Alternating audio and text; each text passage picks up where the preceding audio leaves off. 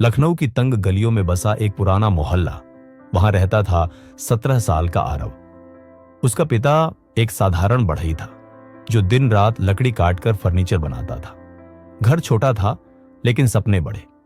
आरव का सपना था इंजीनियर बनना।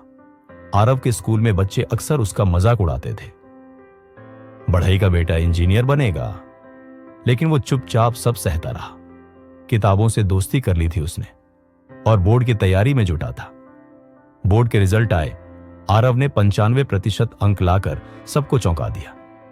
उसे लखनऊ के सबसे अच्छे कॉलेज में एडमिशन मिला, लेकिन फीस 1.2 लाख रुपए सालाना। उसके पिता की पूरी साल की कमाई भी आधी फीस नहीं थी। रात को छत पर लेटे हुए पिता ने कहा, बेटा, चाहे मुझे अपनी दुकान बेचनी पड़े, लेकिन तुझे पढ़ाऊंगा। आरव की आंखें भर आई, लेकिन उसने ठान लिया। वो खुद पैसे जुटाने लगा। कॉलेज के पहले दिन ही उसने देखा बाकी बच्चे लैपटॉप, महंगे फोन, ब्रांडेड कपड़े पहनकर आए थे। वो अपने पुराने बैग में किताबें लेकर आया था। कुछ छात्रों ने उसका मजाक उड़ाया और उसने एक पल को खुद को कमजोर महसूस किया। उसने घर आकर कहा, शायद मैं गलत जगह आ गया हूं पापा। पिता ने सिर्फ एक बात कही, तू बना है कुछ बड़ा करने के लिए, लड़ बेटा। कॉलेज की लाइब्रेरी में उसे एक प्रोफेसर मिले, प्रो शेखर। उन्होंने उसकी आंखों में चमक देखी और पूछा, क्या तुम स्कॉलरशिप के लिए अप्लाई कर रहे हो? आरव ने मना किया, सर मुझे नहीं पता था मैं योग्य हूं या नहीं। प्रो शेखर ने उसे रास्ता दिखाया, स्कॉलरशिप, स्टूडेंट जॉब्स और ऑनलाइन कोर्स। आरव की जिंदगी में अब एक दिशा थी। आरव ने दिन कॉलेज में पढ़ाई की, रात को पास के कैफे में वेटर का काम शुरू किया।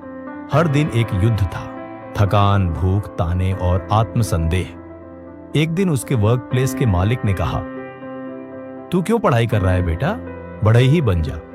आरव ने जवाब दिया, बाबूजी लकड़ी से कुर्सियां बनाते हैं, मैं कोट से भविष्य बनाऊंगा।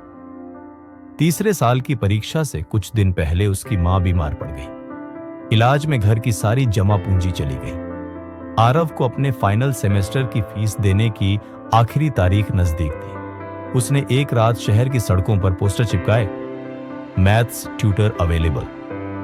3 दिन में उसे 4 बच्चों को पढ़ाने का काम मिल गया। दिन में कॉलेज, शाम को ट्यूशन और रात को वेटर। वो चल रहा था, थककर नहीं, जिद्द से।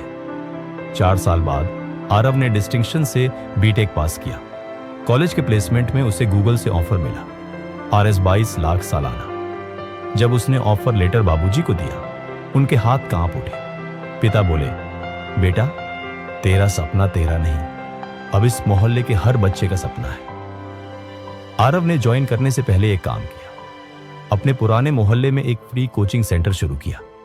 नाम रखा, एक नजर नहीं मानी। हर बच्चा जो खुद को कमजोर समझता है वहां आता है और कहता है, मैं भी आरव बन सकता हूं। जिंदगी ने आरव को कई बार तोड़ा, कभी गरीबी से, कभी तानों से, कभी हालात से, लेकिन उसने एक नजर नहीं मानी। उसकी नजर हमेशा अपने लक्ष्य पर थी, एक बेहतर कल, एक बेहतर इंसान बनने की जिद। सीख, कभी हार मत मानो। हालात चाहे जैसे भी हों, अगर इरादे मजबूत हों तो टूटकर भी खड़े हो सकते हो।